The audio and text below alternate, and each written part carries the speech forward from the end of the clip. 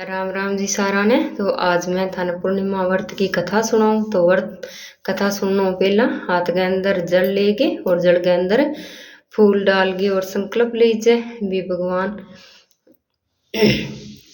मैं आज पूर्णिमा में व्रत धारण करूं और जठे भी आप रहने लाग रहा गांव को नाम आपकी गोत्र और नाम स्मरण करके भगवान के चरणों में समर्पित कर देवा। संकल्प का सागे कि आज को व्रत पूरा दिन निराहार रहेगी और चंद्रोदय होने पर चंद्रमा ने अर्घ देगी व्रत खोलांगा।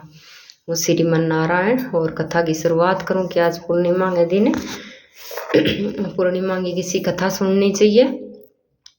तो भगवान की तीनों पत्नियां रुद्राणी ब्राह्मणी और लक्ष्मी माता ने कहा बहुत ज्यादा ही घमंड हो गया आपके पति तो धर्म को कि मारूं बड़ी कोई है ही कोई नहीं पति धर्म की।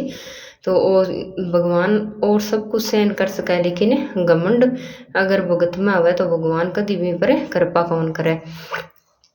तो देव ऋषि भगवान हो मिलिया तो भगवान देव ऋषि ने बताया कि दिनों ही रानिया ने बहुत ज्यादा घमंड हो रही है कि ब्राह्मणी रुद्राणी और लक्ष्मी माता ना आप गए पति तो धर्म को तो आप आने किया करना चाहिए। तो देव ऋषि नारद पहुंचा तीनों ही पहली ब्राह्मणी माता कन गया तो माता भोजन करायो और फिर बोली कि भोजन की शौक लग गया। तो देव ऋषि बोलिया कि भोजन तो बहुत ही अच्छा बनिया लेकिन अनसुईया माता जी से कौन बनिया कि बंग माता का बहुत ही ज्यादा स्वाद है। तो बोली कि अनसुईया माता में शौक है कि बंग पति तो धर्म भी बहुत ही ज्यादा मैं तो रखा है। तो नारी बोली कि इसी को घिसी अनसुईया में यह आज को मारूं ही ज्यादा पति तो धर्म में बड़ी है। यही प्रकार नारद ऋषि तीनों ही माता कन पहुंचा रुद्राणी ब्राह्मणी और लक्ष्मी माता ने और आई बात बोलिया। तो तीनों माता फिर चली कि अनसुईया भगवान कन गई। भगवान ने पूछो कि अनसुईया माता किसी है जके मारूं भी बड़ो पति तो धर्म है देवी धर्म को उल्लंघन करो। तो भगवान सोचो कि बुंगे तो पति तो धर्म बहुत ही ज्यादा है कि मैं तो धर्म हूँ जुड़ेड़ो हूँ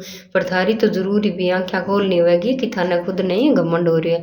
तो भगवान ऋषि को वेश धारण कर गए और माता के द्वार पर पहुंचा कि माता भिक्षा दे। तो माता जल वो छांटो दियो। तो माता माने समझ गई कि यह तो भगवान है। तो भगवान छोटा बालक बना दिया तीनों ही भगवान और आप गए पालने में झूलान लाग गई अनसुईया मैया। तो ब्राह्मणी रुद्राणी और लक्ष्मी मैया कई दिन तक तो भगवान को इंतजार करियो फिर वहां स्मरण करियो कि अनसुईया माता के दरबार पर है। तो वह तीनों माता भी अनसुईया माता के दरबार पर पहुंची और पूछो कि वे माता की जगह पालने में झूल रही है तीनों बालक वह हमारा पति है। और माता ने पूछो भी थे कौन का मैं थारी पुत्र वधुआ कि थारा पुत्र है तो मैं थारी पुत्र वधुआ।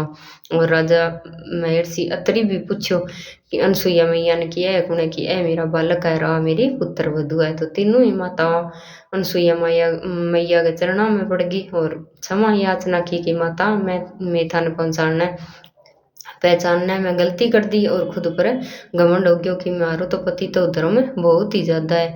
तो वास्ते ई कथाओं अपन आई प्रेरणा मिले क्योंकि कि अपन कभी भी खुद पर घमंड नहीं करना चाहिए कि भगवान का आगे अपन जीरो ही मानना चाहिए और भगवान ने एक मानना चाहिए क्योंकि अकेले जीरो को कोई भी मैं तो कोई और जब जीरो का सगा एक जुड़ जाए तो वो बहुत ज्यादा बढ़ जावे वास्ते ही। और क्योंकि अतरी भगवान है तो भगवान नारायण की चंद्रमा रूपा चंद्रमा पुत्र तो तीनों ही देवता अनसुईया मैया प्रार्थना करी कि माता वरदान मांग। तो माता वही वरदान मांगे कि तीनों बालक मेरे गर्भ में प्रकट हुए। तो नारायण सिंह भगवान चंद्रमा के रूप में प्रकट होया और अतरी भगवान हाँ और द्रोणा भगवान नारायण चंद्रमा के रूप में प्रकट होया और भगवान महादेव दत्तात्रेय भगवान के रूप में प्रकट होया। तो चंद्रमा में पुत्र कही जय अतरी भगवान का पुत्र चंद्रमा कही जय श्रीमन नारायण। हाँ है व्रत कथा पूर्णिमा की।